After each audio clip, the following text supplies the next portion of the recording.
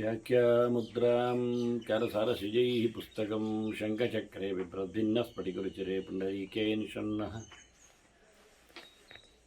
अम्लानश्रीरमृतविशदैरंशभिप्लावयन् मामाविर्भूयादनगमहिमा मानसे वागधीशः नमस्ते प्राणेश प्रणतविभवायावनिमगाः नमः स्वामिन् रामप्रियतम नमन् गुरुगुण नमस्तुभ्यं भीमप्रबलतमकृष्णेष्ट भगवन् नमः श्रीमन्मध्वप्रदिश सुदृशन्नो जय जय श्रीगुरुभ्यो नमः नारायणं सुरगुरुं जगदेकनाथं भक्तप्रियं सकललोकनमस्कृतं च त्रैगुण्यवर्जितमजं विभुमाद्यमीशं वन्दे भवग्नम् अमरासुरसिद्धवन्द्यं नारायणं नमस्कृत्य नरं चैव नरोत्तमं देवीं सरस्वतीं व्यासं ततो जयमुदीरये. ವೇದವ್ಯಾಸರ ಮಹಾಭಾರತದ ಚಿಂತಕರಿಗೆ ವಂದನೆಗಳು. ಅನುಶಾಸನ ಪರ್ವದ 40ನೆಯ ಪ್ರವಚನ.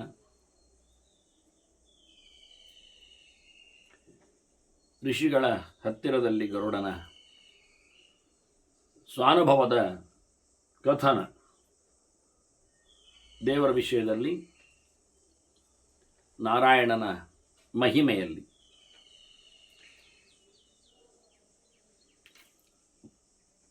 ತನ್ನನ್ನು ಕರೆದೊಯ್ದ ಭಗವಂತನ ಚಿಂತನೆಯನ್ನು ತಾನು ಮಾಡಿದೆ ಅಂತ ಹೇಳಿ ಅನೇಕ ಭಗವಂತನ ಗುಣನಾಮಗಳ ಚಿಂತನೆಗಳನ್ನು ಗರುಡ ಮಾಡಿದ್ದನ್ನು ಹೇಳ್ತಾ ಇದ್ದ. ಅಂತ ಭಗವಂತನಿಗೆ ನಾನು ನಮಿಸಿದೆ, ಅವನ ನೆನೆದು ಕಾಣಲು ತವಕಿಸಿದೆ ಅಂತಾನೆ. ಬೃಹದುಕ್ತ ಸುಷೇಣಾಯ, ಎಲ್ಲ ವೇದ ಮಂತ್ರಗಳಿಂದ ಅತ್ಯಂತ ಪ್ರಶಸ್ತವಾಗಿ ಚಿಂತನೆಗೆ ಒಳಗಾದವನೇ ಅಂತ ಹೇಳಿ ಸ್ತೋತ್ರ ಮಾಡಿದೆ. ಯುಗ್ಯೇ ದುಂದುಭಯೇ ತಥಾ ನಮಃ, ಎಲ್ಲರ ಜೊತೆಯಲ್ಲಿ ಸೇರಿಕೊಂಡವನಿಗೆ, ಎಲ್ಲ ನಾದಗಳ ವಾಚ್ಯನಿಗೆ ವಿಶೇಷವಾಗಿ,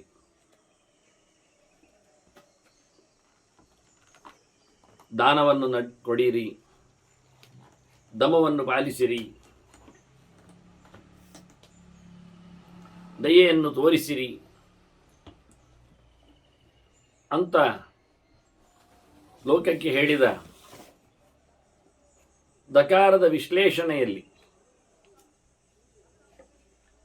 ನೆಲೆಗೊಂಡವನು ಭಗವಂತನು ಅಂತ ಹೇಳುತ್ತಾ, ಭಯೇ ಸಖಾಯ, ಜತೆಗಾರನಿದ್ದಾನೆ ಸಂಸಾರದಲ್ಲಿ, ಎಲ್ಲ ಬಗೆಯ ಹೆದರಿಕೆಯಲ್ಲಿ ರಕ್ಷಣೆಗಾಗಿರುವವನು. ವಿಭವೇ, ಸರ್ವವ್ಯಾಪ್ತನೂ ಇದ್ದಾನೆ. ಭರದ್ವಾಜೇ ಅಭವಾಯಾಚ, ಸಂಸಾರವೇ ಇಲ್ಲದವನು ಮತ್ತೆ ಹುಟ್ಟಿ ಬಾರದವನು, ಹುಟ್ಟಿದವರನ್ನೆಲ್ಲ ಅನ್ನ ನೀಡಿ ಸಲಹುವವನು, ಜ್ಞಾನವನ್ನು ಕೊಟ್ಟು ಬೆಳೆಸುವವನು. ಭಾಸ್ಕರಾಯಚ ಚಂದ್ರಾಯ, ಸೂರ್ಯನೊಳಗಿದ್ದು ಚಂದ್ರನೊಳಗಿದ್ದು ಜಗದ ಬೆಳಕನ್ನು ಹಗಲು ರಾತ್ರಿಗಳನ್ನು ನಡೆಸುವ ಮೂಲಕ ಕಾಲ ನಿಯಾಮಕನಿಗೆ.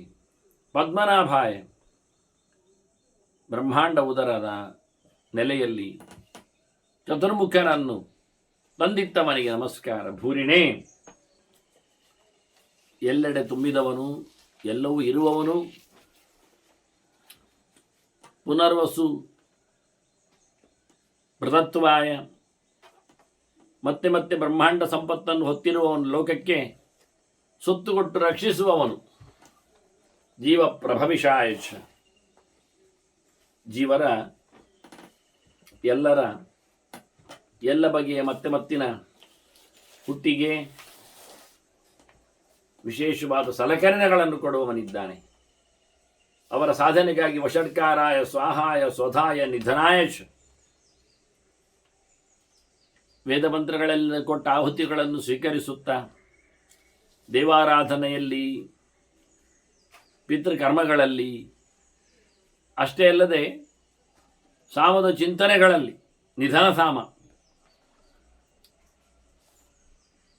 ಹಿಂಕಾರ ಅಂತ ಹೇಳಿಕೊಂಡು ಆರಂಭಗೊಳ್ಳುವ ವ್ಯವಸ್ಥೆ, ಉಪದ್ರವ ನಿಧನ ಅಂತ ಹೇಳಿಕೊಂಡು ಸಪ್ತವಿಧಂ ಸಾಮೋಪಾಸೀತ ಅಂತ ಪಂಚವಿಧಂ ಸಾಮೋಪಾಸೀತ ಅಂತ ಹೇಳಿ ಅಂತಹ ಚಿಂತನೆಯ ಸಾಮ್ರಾಜ್ಯದಲ್ಲಿ ವೇದದ ಮತ್ತು ಯಾವುದೇ ರೀತಿಯಾದಂತಹ ತೊಂದರೆಗಳು ಇಲ್ಲದೆ ಲೋಕಕ್ಕೆ ನಷ್ಟ ಕಷ್ಟಗಳನ್ನು ಅವರವರ ಯೋಗ್ಯತೆಯಂತೆ ನೀಡುವವನಿದ್ದಾನೆ. ವೇದದ ಚಿಂತನೆ ಬರಲಿಕ್ಕೆ ಕಾರಣ ರಚೇತೆ ಯಜುಷೇ ಸಾಮನೆ ತ್ರೈಲೋಕ್ಯ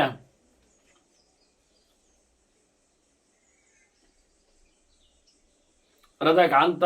ವಾಸ್ತವವಾಗಿ ಎಲ್ಲ ಪ್ರಕಾರದ ನಾದಗಳಿಂದ, ಶಬ್ದಗಳಿಂದ, ಋಕ್ಷ ರಾಮ ಯಜುಸ್ಸುಗಳಿಂದ ಪ್ರೀತನಾದವನು, ಸ್ತುತನಾದವನು ನೀನು. ಅಂಥವನಿಗೆ ನಮಸ್ಕಾರ. ಇಡೀ ಜಗತ್ತಿನಲ್ಲಿ ತ್ರೈಲೋಕ್ಯ ರಥಯೇ, ಎಲ್ಲ ವಿಧ ಜನರೂ ಸಹ ಅವನಲ್ಲಿ ಆಸಕ್ತಿಯನ್ನು, ಭಕ್ತಿಯನ್ನು ಮಾಡ್ತಾರೆ. ಅಂಥವನಿಗೆ ನಮಸ್ಕಾರ. ಶ್ರೀ ಪದ್ಮಾಯ ಆತ್ಮಸದೃಶೆ ಧರಣಿ ಧಾರಿಣೆ. ಬರೇ ಭಗವಂತನಲ್ಲಿ ವಿಶೇಷವಾದಂತಹ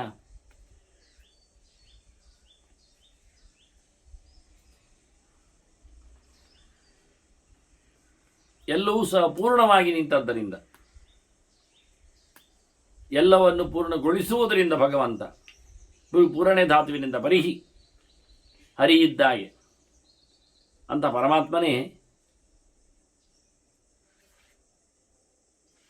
ಎಲ್ಲರನ್ನು ಪಾಲಕರನ್ನು ರಮಯತಿ ಅಂತ ಅನ್ನುವ ಅರ್ಥದಲ್ಲಿಯೂ ಅಂತ ಪರಮಾತ್ಮನು ಮಹಾಲಕ್ಷ್ಮಿಗೆ ಪುಷ್ಟಿಯನ್ನಿತ್ತವನು.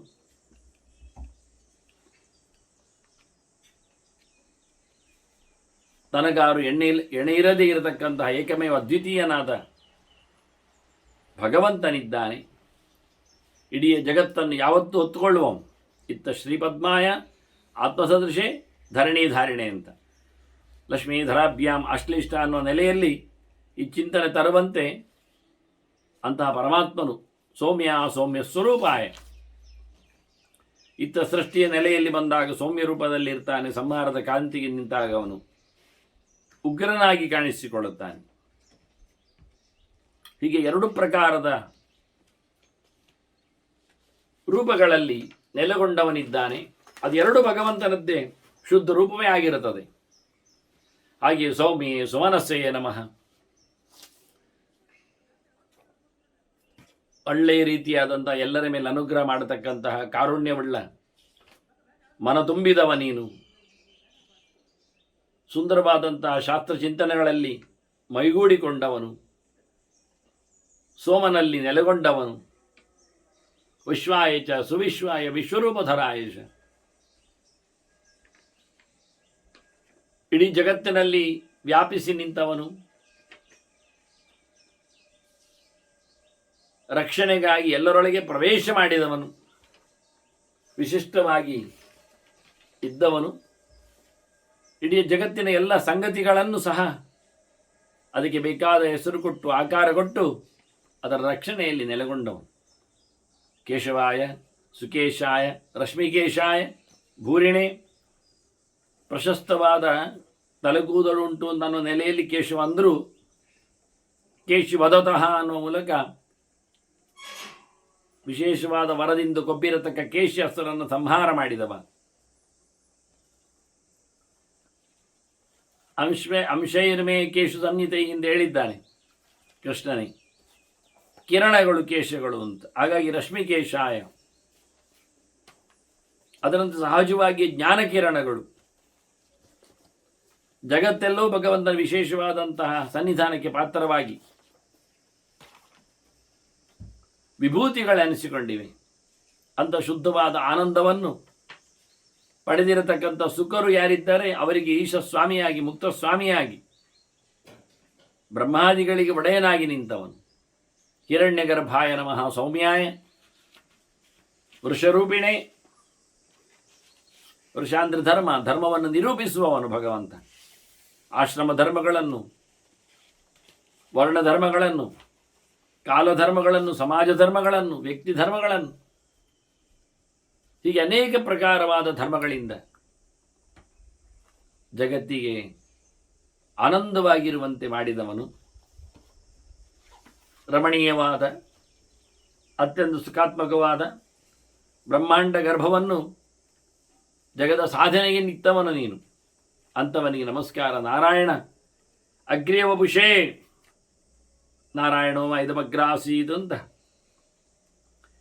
ಎಲ್ಲಕ್ಕಿಂತ ಮೊದಲಿರತಕ್ಕಂಥ ತತ್ವ ನೀನು. ಯಾವುದೇ ಪ್ರಕಾರವಾದ ದೋಷ ಇರದ ಶುದ್ಧ ದೇಹದವನು, ಎಲ್ಲ ಗುಣಗಳಿಂದ ತುಂಬಿದ ಪರಿಶುದ್ಧವಾದ ಸ್ವರೂಪವುಳ್ಳವನು. ಹಾಗಾಗಿ ನಾರಾಯಣ ಅಗ್ರ್ಯವಪುಷ, ವಪುಸ್, ದೋಷರಹಿತವಾದ ಗುಣಾತ್ಮಕವಾದ ಸರ್ವರಿಂದಲೂ ಜ್ಞೇಯವಾದ ಜ್ಞಾನಾನಂದಾತ್ಮಕವಾದ ದೇಹ ನಿನ್ನ, ಸರ್ವರಿಂದಲೂ ಪ್ರಾಪ್ಯವಾದ ನಿನ್ನ ಸ್ವರೂಪವದು. ಪುರುಹೂತಾಯ ವಜ್ರಿಣೆ, ಅನಂತ ನಾಮಗಳಿಂದ ಚಿಂತೆನಿದ್ದಿ. ವೇದಗಳು ನಿನ್ನನ್ನು ಪರಿಪೂರ್ಣವಾದಂಥ ವ್ಯಕ್ತಿ ವಸ್ತು ಅಂತ ಹೇಳಿ ಗುರುತಿಸ್ತಾವೆ. ಅಂತಹ ಪೂರ್ಣತೆಗೆ ಕಾರಣನಾಗಿ ನಿಂತವನು ನೀನು. ವಜ್ರ ಅಂದರೆ ಜ್ಞಾನಾನಂದ ಸ್ವರೂಪನು ಅಂತ ಅರ್ಥ. ಎರಡು ಧಾತುಗಳಿಂದ ಉತ್ಪನ್ನವಾಗುವ ಮೂಲಕ ಉಳಿದವರಿಗೆ ಜ್ಞಾನಾನಂದವನ್ನು ಕರುಣಿಸುವವನು.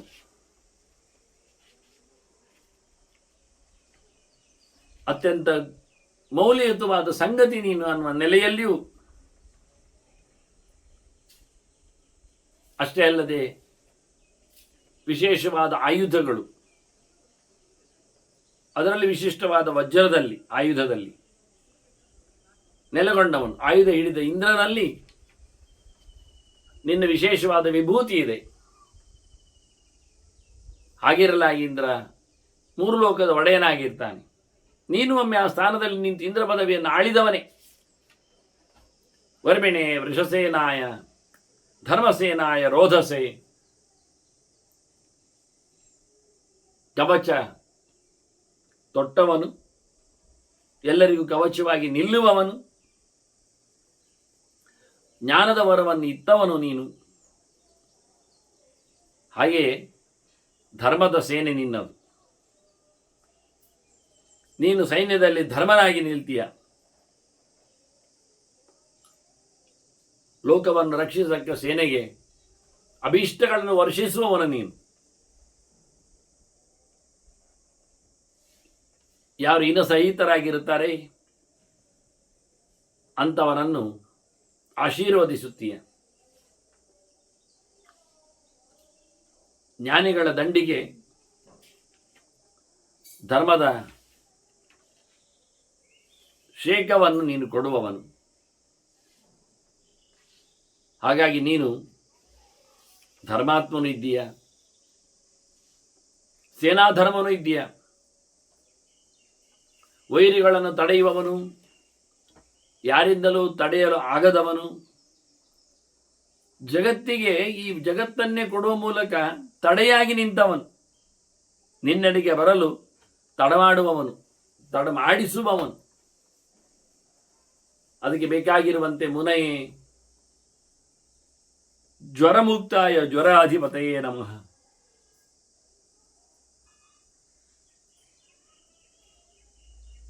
ಭಗವಂತ ಮುನಿ ಇದ್ದಾನೆ, ಮೌನ ಇರ್ತಾನೆ, ಮನನ ಮಾಡ್ತಾನೆ. ಅಂಥವರಿಗೆ ಯಾವುದೇ ಪ್ರಕಾರವಾದಂತಹ ರೋಗ ಇರದಂತೆ ನೋಡಿಕೊಳ್ತಾನೆ.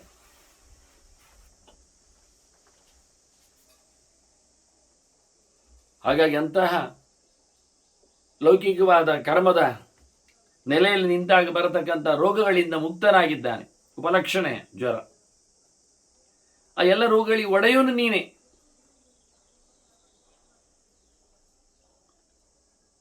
ಯೋಗ್ಯತೆಯಷ್ಟೇ ಕರ್ಮ ಮಾಡುವಂತೆ ಮಾಡು, ಯಜಮಾನ ದ್ವಿಟಾಗಿ ಅವರಿಗೆ ಬಹುಬಗೆಯ ರೋಗಗಳನ್ನಿತ್ತು ಕರ್ಮದಿಂದ ದೂರ ಆಗುವಂತೆ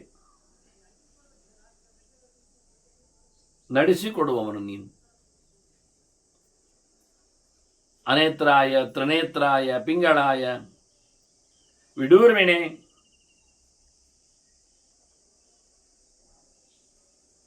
ಜನರಿಗೆ ವಿಶಿಷ್ಟವಾದಂತಹ ಅಲೆಗಳಂತೆ ಇರುವವನು.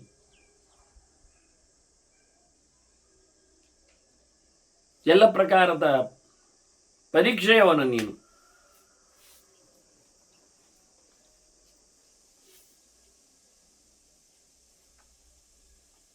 ಜ್ಞಾನಿಗಳನ್ನು ಸ್ವೀಕರಿಸುವವ, ಜ್ಞಾನ ಕೊಟ್ಟು ಮೆರೆದಾಡಿದ ಹಯಗ್ರೀವ, ಮುಂತಾದ ವರಾಹ, ಇನ್ನಿತರ ವಿಶಿಷ್ಟವಾದ ಶೀರ್ಷಗಳಿಂದ ಕಂಗೊಳಿಸುವವನು ನೀನು. ಪಿಂಗಳ. ಹಾಗೆ 3 ವೇದಗಳಿಂದ ಸ್ತುತ್ಯನಾಗಿ ತ್ರಿನೇತ್ರನು, ಯಥೋವಾಚೋ ನಿವರ್ತತೆ ಹೇಳಿ ಯಾವ ಮಾತುಗಳಿಂದಲೂ ನಿಲುಕದಾರದವನು, ಅಕಾರದಿಂದ ಅಕಾರ ಸರ್ವಭಾಗಾತ್ಮ ಹೇಳಿದ ಅಹ ಇತಿ ಬ್ರಹ್ಮ ಅಂತ ಅಕಾರದಿಂದ ತಿಳಿಯುವವನು, ಯಾವುದನ್ನು ನೋಡಲು ನಿನಗೆ ಯಾವುದೇ ಪ್ರಕಾರವಾದಂಥ ಬಾಕ್ಯವಾದಂಥ ಕಣ್ಣುವೇ ಬೇಡ, ಆದರೆ ನೀನು ಅನೇತ್ರನು. ನಿನಗೆ ಯಾರು ನೇತಾರರು ಇಲ್ಲ, ಹಾಗಾಗಿ ನೀನು ಅನೇತ್ರನು. ನಿನ್ನ 3 ಪ್ರಕಾರದ ಜನರನ್ನು ನೋಡ್ತಾ ಇರೋದ್ರಿಂದ ನೀನು ತ್ರಿನೇತ್ರನು. ತ್ರಿಗುಣಗಳೇ ನಿನಗೆ ಕಣ್ಣಾಗಿರುವುದು. ಸಾಧಕರಿಗೆ ನಿನ್ನ ಆಜ್ಞೆಗಳಾಗಿ 3 ವೇದಗಳೇ ಅವರನ್ನು ನಿಯಮಿಸುವವು. ತಪೋ ಬ್ರಹ್ಮ ನಿಧಾನಾಯ ಯುಗ ಪರ್ಯಾಯಿಣೇ ನಮಃ.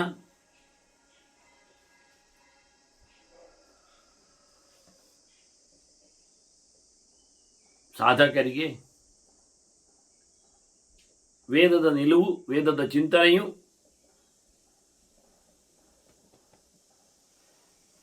ಅದರ ಅರ್ಥಭೂತನಾಗಿ ಹೊಳೆಯುವ ನೀನು ದೊಡ್ಡ ಸಂಪತ್ತಾಗಿದ್ದೀಯ. ಅದಕ್ಕೆ ನಿನಗೆ ನಮಸ್ಕಾರ.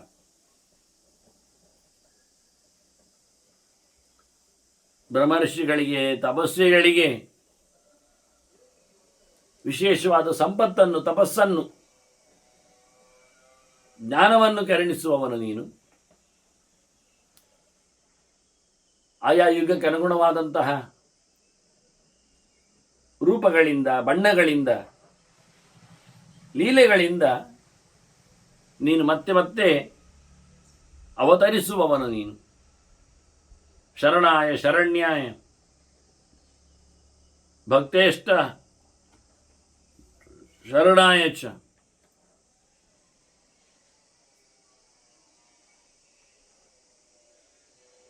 ಎಲ್ಲರಿಗೂ ಆಸರೆ, ಸುಖಜ್ಞಾನ ಸ್ವರೂಪ, ಎಲ್ಲರಿಂದಲೂ ಆಶ್ರಯಣೀಯ,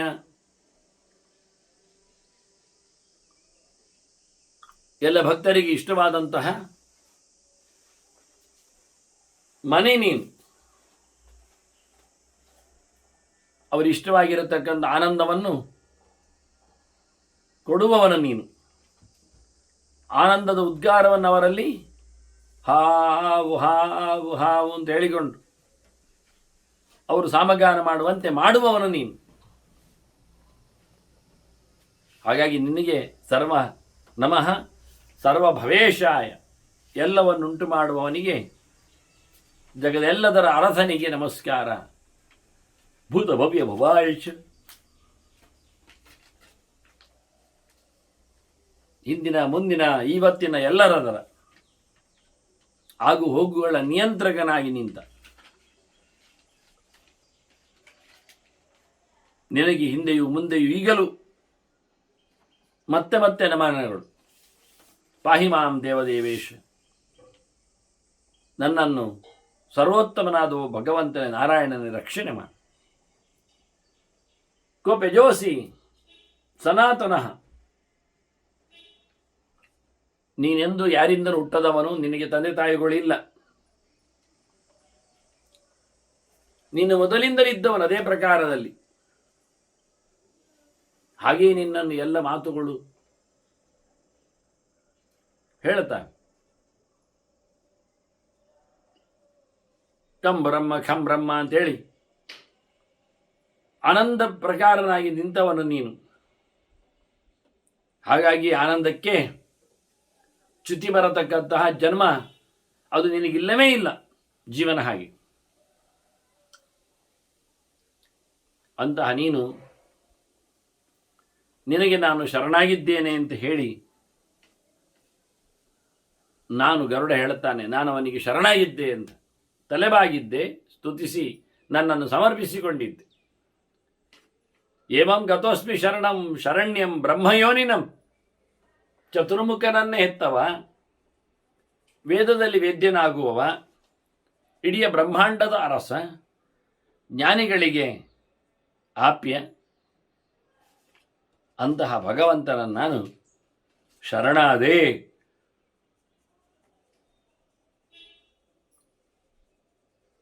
ಹೀಗೆ ನನ್ನ ಸ್ತೋತ್ರ, ನಾನು ಸ್ತುತಿಸುವ ಬಗೆ, ನನ್ನಿಂದ ಸ್ತುತ್ಯನಾದ ಭಗವಂತ ಸ್ತವ್ಯಂ ಸ್ತವಂ ಸ್ತುತವತಃ ತಮೋ ಮೇ ಪ್ರಣಶ್ಯತ. ತಿಳಿಯಬೇಕಾದವನನ್ನು ತಿಳಿಯುವ ಮೂಲಕ, ತಿಳಿಸಬೇಕಾದವನನ್ನು ತಿಳಿಸುವ ಮೂಲಕ, ಸ್ತುತಿಸಬೇಕಾದವನನ್ನು ಸ್ತುತಿಸುವ ಮೂಲಕ, ಸ್ತುತಿಗೆ ಬೇಕಾದ ಅನುಕೂಲಕರವಾದ ಸ್ತುತಿಯಿಂದ ಅದನ್ನು ನಡೆಸುವ ಮೂಲಕ ನನಗೆ ಅನುಕೂಲ ಆಯಿತು. ಅಲ್ಲಿ ಸುತ್ತಮುತ್ತಲಿನ ಕತ್ತಲು ಇಲ್ಲ ಆಯಿತು.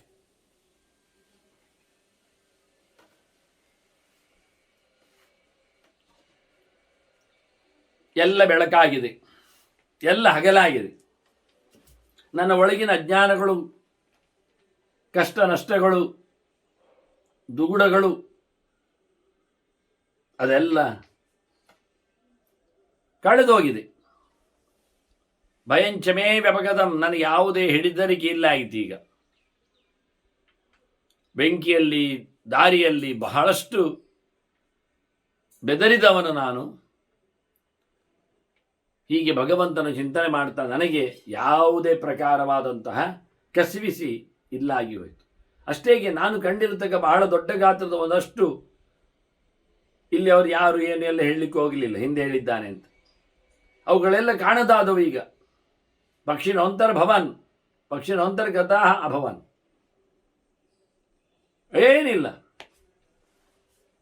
ನನಗಾಗಿ ಶಬ್ದ ಕೇಳಿತ್ತು, ನೀನು ಹೆದರಬೇಡ ಅಂತ ಹೇಳಿದ್ದು. ಮಾಬೈಹಿ ಗರುತ್ವನ್ ದಾಂತೋಸಿ ಅಂತ, ಒಳ್ಳೆ ನನ್ನನ್ನು ತಿಳ್ಕೊಂಡು ಎಲ್ಲವನ್ನು ಸಮರ್ಪಿಸಿಕೊಂಡಿದ್ದೀಯಾ ಅಂತ ಹೇಳಿ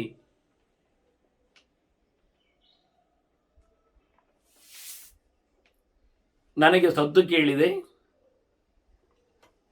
ಮತ್ತೆ ಅವರು ಕೊಟ್ಟ ಮಾತು ಕೇಳಿದೆ, ದ್ರಕ್ಷ್ಯಸೇ ಪುತ್ರ ಬಾಂಧವಾನ್, ನಿನ್ನ ಮನೆ ಮಂದಿಯ ಜೊತೆಯಲ್ಲಿ ನೀನು ಹೋಗ್ತಿರ್ತೀಯ ಅಂತ ಹೇಳಿ ಸೂಚನೆ ಕೊಟ್ಟಿತ್ತು. ನನಗೆ ಬಹಳ ಸಂಭ್ರಮ ಅನಿಸಿತು. ಆಗ ನಾನು ನೋಡಿದೆ, ನನ್ನೆದುರು ಆಚೀಚೆ, ಆಗ ನನಗೆ ನರನಾರಾಯಣಾಶ್ರಮ ಕಾಣ್ತದೆ. ಅಪಶಂಚಾಹಂ ಅಯಾಂತಂ ನರನಾರಾಯಣಾಶ್ರಮೆ. ನಾನು ಅಲ್ಲಿಂದ ಹೀಗೆ ಹೇಗೆ ಬಂದೆ? ನಾನು ಅಲ್ಲಿ ನೋಡ್ತಾ ಇದ್ದೇನೆ.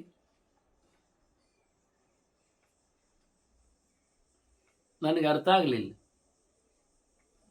ಎಲ್ಲರೂ ಇದ್ದಾರೆ ಮತ್ತೆ.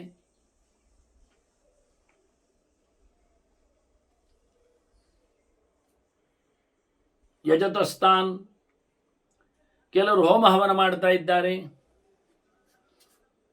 ಋಷೀನ್ ದೇವಾನ್ ವದತಃ ಧ್ಯಾಯತಃ ಮುನೀನ್, ದೇವರ ಬಗ್ಗೆ ಮಾತಾಡುತ್ತಿರುವ ದೇವತೆಗಳು, ಧ್ಯಾನ ಮಾಡುತ್ತಿರುವ ಮುನಿಗಳು. ನೋಡಿ, ಎಲ್ಲ ಪ್ರಕಾರದ ವ್ಯವಸ್ಥೆ ನೋಡಿದೆ. ಕರ್ಮಕಾಂಡರಲ್ಲಿ ರತರಾದವರನ್ನು ನೋಡಿದೆ, ಜ್ಞಾನ ನೆಲೆಯಲ್ಲಿ ನೆಲೆಗೊಂಡವರನ್ನು ನೋಡಿದೆ, ಧ್ಯಾನ ಯೋಗಿಗಳನ್ನು ಅಂತರ್ಮುಖಿಗಳಾದವರನ್ನು ಕಂಡೆ. ಯುಕ್ತಾನ್ ಸಿದ್ಧಾನ್ ನೈಷ್ಠಿಕಾಂಶ್ಚ, ವ್ರತ ನಿಯಮಗಳಲ್ಲಿ ರತರಾದವರು, ಭಗವಂತನಲ್ಲಿ ನಿಷ್ಠೆಯನ್ನು ಸಂಪಾದನೆ ನೈಷ್ಠಿಕರು, ಇನ್ನೇನು ಕರ್ಮ ಮಾಡದವರು, ಸಿದ್ಧರು, ಯೋಗಯುಕ್ತರು, ಜಪತಃ ಯಜತಃ ಗೃಹೆ, ಜಪ ಮಾಡ್ತಾ ಇದ್ದಾರೆ ಕೆಲವರು, ನಿತ್ಯಾನ್ನಿಕ ವಿಶ್ವದೇವಾದಿಗಳನ್ನು ಮನೆಯಲ್ಲಿ ನಡೆಸಿಕೊಡುವವರು.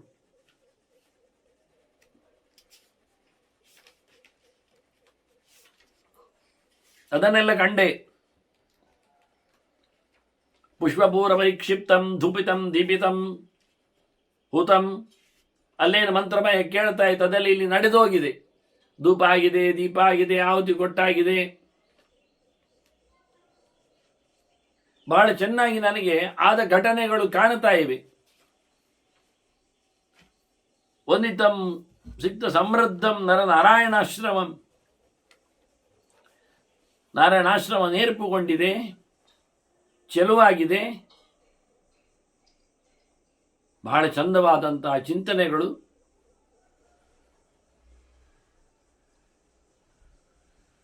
ಸಾಗಿವೆ.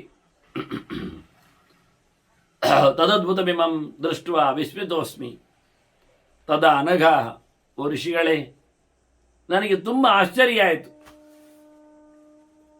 ಎಲ್ಲಿ ಎಷ್ಟು ದೂರ ಹೋಗಿದ್ದೇನೆ, ಏನೆಲ್ಲ ದಾಟಿ ಬಂದಿದ್ದೇನೆ, ಅದು ಯಾವುದು ಇಲ್ಲ ಆಯ್ತಲ್ಲ ಈಗ ಅಂತ. ಇದೇನಾಯಿತು ಎಲ್ಲ?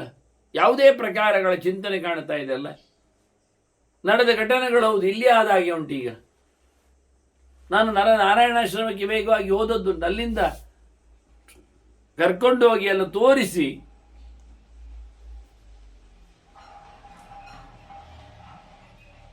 ಮತ್ತಿಲ್ಲಿ ಆಶ್ಚರ್ಯ ಆಗ್ತಾ ಇದೆ. ಜಗಾಮ ಶಿರಸಾ ದೇವಂ ಪ್ರಯತೇನ ಅಂತರಾತ್ಮನ, ಮನಪೂರ್ವಕವಾಗಿ ಭಗವಂತನಿಗೆ ನಾನು ಶಿರಬಾಗಿ ಮತ್ತೊಮ್ಮೆ ದೇವರ ಚಿಂತನೆಯಲ್ಲಿ ನಾನು ರತನಾದೆ. ಭಗವಂತನ ಹೇಳಲಿಕ್ಕೆ ಪ್ರಯತ್ನ ಪಟ್ಟು ಎಳೆದು ತಂದು ನಾನು ನನ್ನನ್ನು ನೇರ್ಪುಗೊಳಿಸಿದೆ. ಎಷ್ಟು ಮಾಡಿದರೂ ಯಾವುದೇ ಪ್ರಕಾರದಲ್ಲಿಯೂ ದೇವರ ಬಗ್ಗೆ ಯೋಚನೆ ಮಾಡಲಿಕ್ಕೂ ಆಗ್ತಾ ಇಲ್ಲ.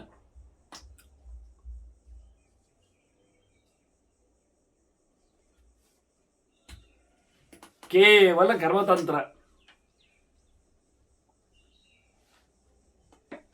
ಮತ್ತೆ ನಾನು ಕೈ ಮುಗಿದು ನಮಿಸಿ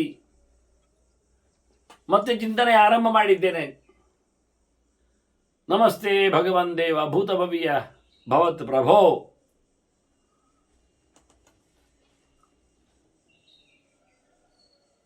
ಆಗು ಹೋಗುಗಳ ಒಡೆಯ,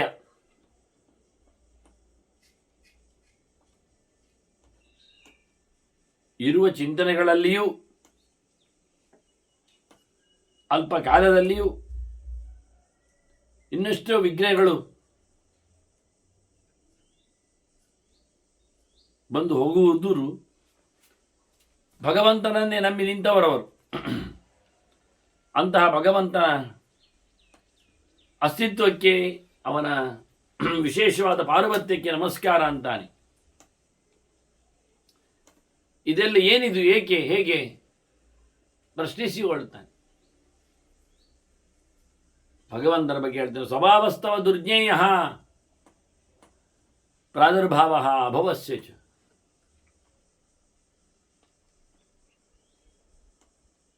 ನಿನ್ನೆ ಇನಿತು ಅರ್ಥ ಆಗುವುದಿಲ್ಲ ಕತೆ. ನೀನು ಮತ್ತೆ ಮತ್ತೆ ಅವತರಿಸುವ ವಿಧಾನಗಳು,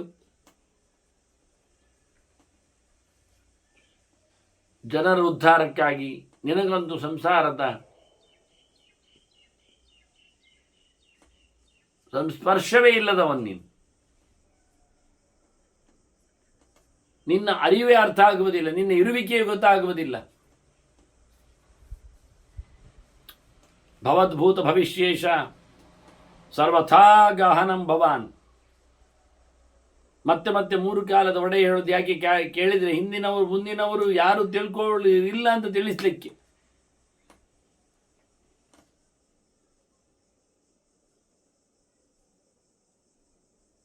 ಆಮೇಲೆ ಆ ಅರ್ಥದಲ್ಲಿ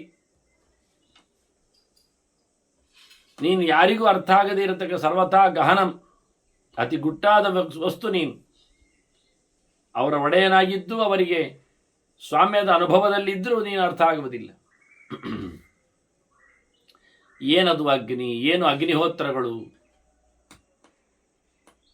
ಆ ಬಗೆಗಳು, ಏನು ಗೊತ್ತಿಲ್ಲ ಏನು ಅಂತ ಮತ್ತೆ ಕೇಳಿಕೊಂಡಿದ್ದಾನೆ. ಯಾವುದರ ಸದ್ದು ಆಗ್ತಾ ಇದ್ದದ್ದಲ್ಲಿ? ಕೇಶಾಂ ಶಬ್ದ ಶ್ರುತೋಮಯ, ಅದರಲ್ಲಿ ವೇದಗಳು, ಚಿಂತನೆಗಳು. ಕೇಜತೆ ಬ್ರಹ್ಮರಾಶಯ, ಹೊಸ ಹೊಸ ವೇದಗಳು. ಗರುಡ ಸರ್ವವೇದಾನ ಉಂಟು ನೋಡಿ, ಎಲ್ಲ ವೇದಗಳ ಅಭಿಮಾನಿ ಇದ್ದಾನೆ. ಎಲ್ಲ ಅಂದ್ರೆ ಏನರ್ಥ ಮತ್ತೆ ನೋಡಿ, ಎಲ್ಲ ಗೊತ್ತಾಗಬೇಕಾದ್ರೆ ಅನಂತ ಆಯ್ತಲ್ಲ. ಇವನೇ ಪ್ರಶ್ನೆ ಆಗಿಕೊಂಡ. ಅದು ಯಾವ ವೇದಗಳ ರಾಶಿಗಳು? ಅದೇನು ಜ್ಞಾನಿಗಳ ದಂಡು? ಅದೇನು ಪೂರ್ಣ ಪ್ರಮಾಣದ ವ್ಯಕ್ತಿಗಳು?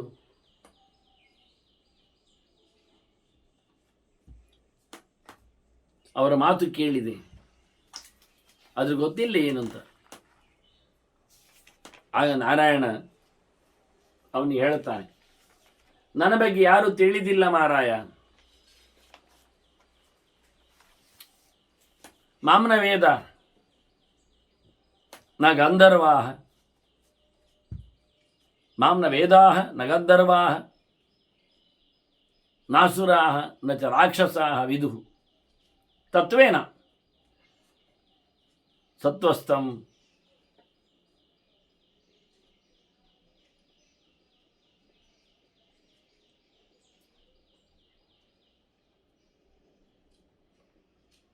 ಸೂಕ್ಷ್ಮವಾಗಿ ನೆಲೆಗೊಂಡವನು ನಾನು. ಸೂಕ್ಷ್ಮಾತ್ಮಾನಂ ಅವಸ್ಥಿತಂ, ಅಣುವಿಗಿಂತ ಅಣುವಿದ್ದೇನೆ, ಜೀವನ ಒಳಗೂ ನಾನಿದ್ದೇನೆ.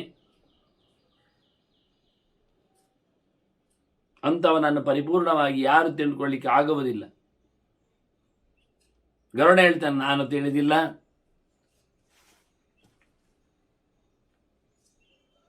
ಅವನು ಎಲ್ಲ ವೇದಗಳಿಗೆ ಅಭಿಮಾನಿ ಆದ್ದರಿಂದ ವೇದಗಳಿಗೂ ಗೊತ್ತಿಲ್ಲ.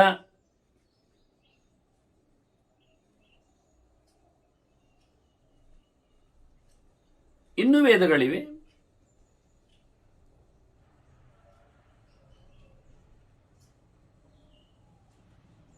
ಇಂತಹ ಅದ್ಭುತವಾದಂತಹ ಅನಂತನಾದ ಭಗವಂತನ ಬಗ್ಗೆ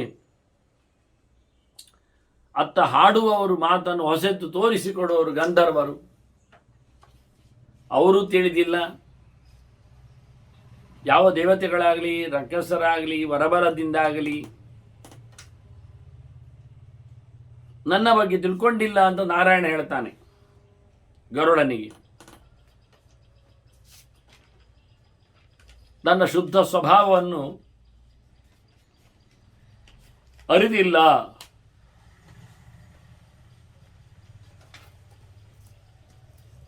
ನಾನು ಸೃಷ್ಟಿಯಾದಿಗಳಲ್ಲಿ 4 ರೂಪದಿಂದ ಬಂದಿರ್ತೇನೆ.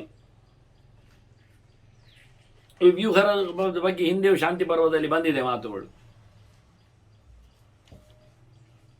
ಇಡೀ ಜಗತ್ತು ಎಲ್ಲ ಆಗುವುದು ನನ್ನಿಂದಲೇ. ಮತ್ತೆ ತಾನೇ ಜಾಯಂತೆ.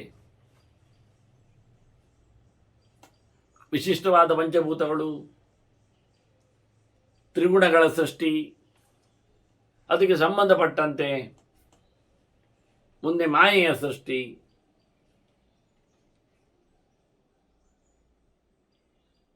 ಅದರಲ್ಲಿಯೂ ಸೃಷ್ಟಿಯಾದಿಗಳ ಲೌಕಿಕವಾದ ಹಿನ್ನೆಲೆಯಲ್ಲಿ ಹೀಗೆ ಎಲ್ಲವೂ ನೆರವೇರಿದೆ. ಅತ್ತ ಪಂಚಭೂತಗಳ ಆಚೆಗೆ ನಿಂತಾಗ, ಇಂದ್ರಿಯಗಳ ನೆಲೆಯಲ್ಲಿ ಬಂದಾಗ ಮನಸ್ಸು, ಚಿತ್ತ, ಬುದ್ಧಿ ಇವುಗಳೆಲ್ಲದರ ಸೃಷ್ಟಿ ನನ್ನಿಂದಾಗಿದೆ. ಇದು ಅದ್ಭುತವಾದ ಒಂದು ವ್ಯವಸ್ಥೆ. ಇದೆಲ್ಲದರಲ್ಲಿ ನಾನಿದ್ದೇನೆ. ಅದು ಯಾವುದು ನನ್ನಲ್ಲಿ ಅಂದರೆ ನನ್ನ ಅಂಕೆಯಲ್ಲಿ ಎಲ್ಲವೂ ಇದೆ, ನಾನು ಯಾವುದರ ಅಂಕೆಯಲ್ಲೂ ಇಲ್ಲ. ಅವುಗಳೆಲ್ಲದರ ಪಾರುಪತ್ಯ ನನ್ನ ಮೇಲೆ ಇಲ್ಲ. ನಾಹಮೇಭ್ಯ ಕಥಂಚನ, ಇವುಗಳಿಂದಾಗಿ ನನ್ನ ಬದುಕಿರುವುದಾಗಲಿ ಅಸ್ತಿತ್ವವಾಗಲಿ ಅಲ್ಲವೇ ಅಲ್ಲ. ನಾನಂತೂ ಪ್ರತ್ಯೇಕವಾಗಿದ್ದೇನೆ. ಯತ್ಕಿಂಚಿತ್ ಶ್ರೇಯಸಾಯುಕ್ತಂ ಶ್ರೇಯಸ್ಕರ ಮನುತ್ತಮಂ ಧರ್ಮಯುಕ್ತಂಚ ಪುಣ್ಯಂಚ ಸೋಹಮಸ್ಮಿ ನಿರಾಮಯ.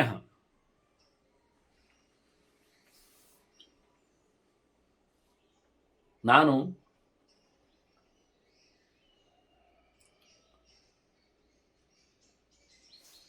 ಯಾವುದು ವಿಶೇಷವಾಗಿ ಒಳ್ಳೆಯದಾಗಿರ್ತದೋ,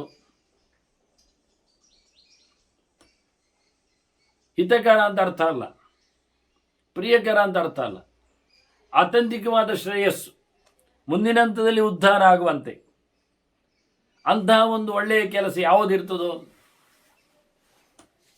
ಲೋಕಕ್ಕೆ ಅವನಿಗೆ ಅತ್ಯಂತ ಯಶಸ್ಸಿನ ಹೆಚ್ಚಿನ ಒಳಿತನ್ನು ಮಾಡತಕ್ಕ ಸಂಗತಿಗಳಲ್ಲಿ ಅದು ಧರ್ಮಮಯುತವಾಗಿರ್ತದೆ. ಅಂಥದ್ರಲ್ಲಿ ನಾನಿರ್ತೇನೆ. ಪುಣ್ಯ ಕರ್ಮಗಳೆಲ್ಲ ನನ್ನ ಆಜ್ಞೆಗಳಂತೆ ನಡೆಯಲಿವೆ, ಅದರ ಫಲಗಳು ನಾನು ನೀಡಲಿದ್ದೇನೆ. ಯಾವುದೇ ರೀತಿಯಾಗಿರತಕ್ಕಂತಹ ಕ್ಷುದ್ರ ಉಪದ್ರವಗಳು ಇಲ್ಲದ ಹಾಗೆ. ಯತ್ ಸ್ವಭಾವ ಆತ್ಮ ತತ್ವಜ್ಞೈ,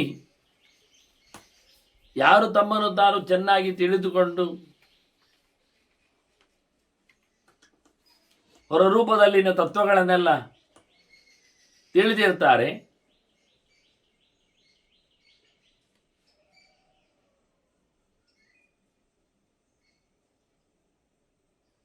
ಅವರಿಗೆ ಜ್ಞೇಯನಿದ್ದೇನೆ ಅಂತ ನಮ್ಮ ಕಾರಣೈ ಉಪಲಕ್ಷ್ಯತೆ ಅನಾದಿಮಧ್ಯನಿತನಃ ಸ್ವೋಂತರಾತ್ಮ ಅಸ್ಮಿ.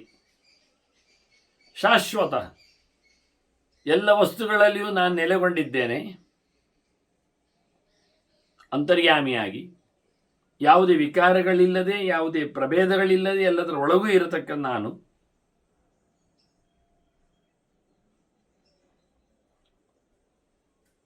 ಹೀಗೆ ಅನುಸಂಧಾನವನ್ನು ಶುದ್ಧವಾದ ಭಾವಗಳಲ್ಲಿ ತಂದುಕೊಂಡಾಗ, ಹೀಗೆ ಅಂಥವರು ಶುದ್ಧಾತ್ಮ ತತ್ವ ವಿಜ್ಞಾನಿಗಳು ಈ ಪ್ರಕಾರವಾಗಿ ಚಿಂತನೆ ಮಾಡ್ತಾರೆ, ಹೀಗೆ ಯೋಚನೆಗಳನ್ನು ತರ್ತಾರೆ. ಯಾವುದೇ ಪ್ರಕಾರವಾದ ಕಷ್ಟ ನಷ್ಟಗಳು ಹೊಂದದಿರುವ ಭಗವಂತನು ವಿಕಾರಕ್ಕೊಳಗಾದವನು ಅಂತ. ಎಷ್ಟು ಮೇ ಪರಮಂ ಗುಹ್ಯ ರೂಪಂ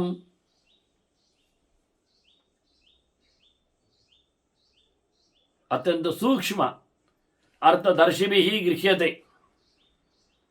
ಸೂಕ್ಷ್ಮ ಭಾವಜ್ಞೈ ಸಮಿಭಾವ್ಯೋಸ್ಮಿ ಶಾಶ್ವತ. ನನ್ನನ್ನು ಅವರು ಹೇಗೆ ವಿಭಾವನ ಮಾಡಬೇಕು, ಪರಿಪೂರ್ಣವಾಗಿ ನನ್ನನ್ನು ಯಾವ ನೆಲೆಯಲ್ಲಿ ಚಿಂತನೆ ನಡೆಸಬೇಕು,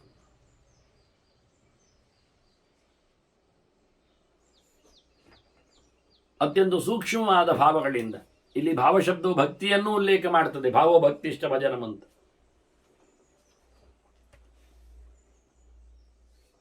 ಹಾಗೆ ಭಾವಗಳು ಬುದ್ಧಿಯ ವಿಶೇಷ ಆಕಾರಗಳಾಗಿ ಸ್ಥೂಲವಾಗಿ ಭಗವಂತನ ಬಗ್ಗೆ ಎಲ್ಲ ಅತ್ಯಂತ ಸೂಕ್ಷ್ಮವಾಗಿ ಚಿಂತನೆ ಮಾಡಿದಾಗ ಹೊರಗೆ ಕಾಣುವುದು ಸ್ಥೂಲವಾದ ಪ್ರಪಂಚ, ಅದರಲ್ಲಿ ಇರತಕ್ಕಂಥ ಕಾಣದ ಶಕ್ತಿ ಅದು ಭಗವಂತ ಸೂಕ್ಷ್ಮ ಇದ್ದಾನೆ. ಹಾಗಾಗಿ ಸೂಕ್ಷ್ಮ ಜ್ಞಾನಿಗಳು ವಾಸ್ತವವಾಗಿ ಶ್ರುತಿ ಹೇಳಿದ ಹಾಗೆ ಸೂಕ್ಷ್ಮದ ವಿಜ್ಞಾನವನ್ನು ದೇಹದಲ್ಲಿ ನೆಲೆಗೊಂಡಾಗ ಹೇಳುವಾಗ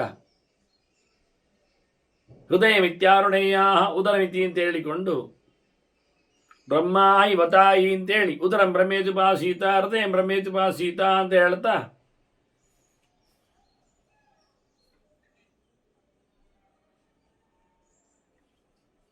ಭಗವಂತನು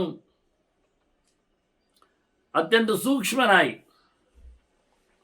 ಸೂಕ್ಷ್ಮ ವಿಷಯವಾದಂತಹ ಜ್ಞಾನ ಉಳ್ಳವರು, ಪದಾರ್ಥಗಳ ಬಗ್ಗೆ ಸೂಕ್ಷ್ಮ ಜ್ಞಾನ ಉಳ್ಳವರು ಮಾತ್ರವೇ ಅದನ್ನು ಕಾಣಬಲ್ಲರು, ತಿಳಿಯಬಲ್ಲರು. ಆದ್ದರಿಂದ ನಾನು ಅತ್ಯಂತ ಪರಮ ರಹಸ್ಯವಾದ ಗುಟ್ಟಾದ ಅತಿ ಗೋಪ್ಯವಾದಂತಹ ವಿಷಯಗಳು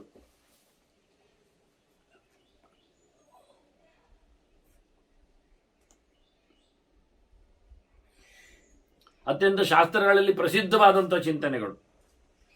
ಹೀಗಾಗಿ ಸೂಕ್ಷ್ಮತ್ವ ಎನ್ನುವುದು ಹೃದಯ ವ್ಯಕ್ತಿಯ ಹೃದಯದಲ್ಲಿ ಅಂದರೆ ಸ್ಥೂಲವಾಗಿ ನೋಡುವಾಗ ದೇಹ ಜಗತ್ತು ಕಂಡ್ರೆ ಅದರಲ್ಲಿ ಇರತಕ್ಕಂಥ ಶಕ್ತಿಯ ತತ್ರ ಸ್ಥಿತೋ ವಿಷ್ಣು ತಚ್ಚಕ್ತಿ ಪ್ರಬೋಧೆಯನ್ನೋ ಹಾಗೆ. ಇನ್ನು ಶಾಸ್ತ್ರದ ಗುಹೆಯಲ್ಲಿರುವಂತೆ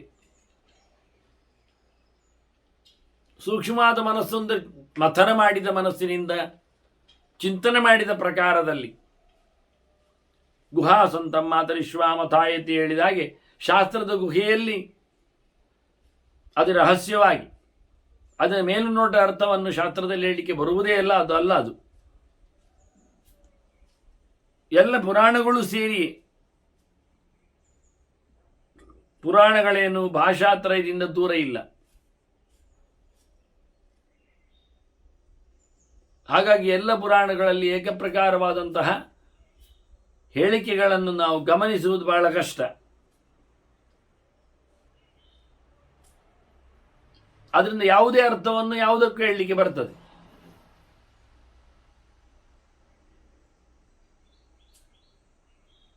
ವಿರೋಧ ಬಂದಲ್ಲಿ ಅದನ್ನು ತೊರೆಯುವುದನ್ನುವ ನೆಲೆಯಲ್ಲಿ ಎಲ್ಲವನ್ನೂ ಒಪ್ಪುವುದಾದದ್ದು. ಹಾಗಾಗಿ ಅತ್ಯಂತ ಸೂಕ್ಷ್ಮ ಅಂದ, ದೃಶ್ಯತೆ ಸೂಕ್ಷ್ಮಯ ಬುದ್ಧಿಯ ಅಂತ, ಗೃಹ್ಯತೆ ಸೂಕ್ಷ್ಮಯ ಅಂತ ಹೇಳಿ, ಸೂಕ್ಷ್ಮ ಬುದ್ಧಿ ಇದ್ದವರಿಗೆ ಮಾತ್ರವೇ, ಸೂಕ್ಷ್ಮಗ್ರಾಹಿಗಳಿಗೆ ಮಾತ್ರವೇ, ಸೂಕ್ಷ್ಮ ವಿಚಾರಕ್ಕೆ ಮಾತ್ರವೇ ಮಥನ ಮಾಡಿದಾಗ ಮಾತ್ರ, ವಿಮರ್ಶನೆ ಮಾಡಿದಾಗ ಮಾತ್ರವೇ ತಿಳಿಯ ಸಂಗತಿ ಆಗ್ತದೆ. ತುಮೇ ಪರಮಂ ಗುಹ್ಯಂ ರೂಪಂ ಅಂತದ್ದು ಕೇಳಿದೆ. ಅತ್ಯಂತ ನಿಗೂಢವಾದ ಭಗವಂತನ ದರ್ಶನವು ಸೂಕ್ಷ್ಮವಾದ ಪ್ರಕಾರವು ಅತ್ಯಂತ ಸೂಕ್ಷ್ಮವಾದ ಪ್ರಕಾರಗಳಿಂದಲೇ, ಗುಟ್ಟಾದ ಸಾಧನೆಯಿಂದಲೇ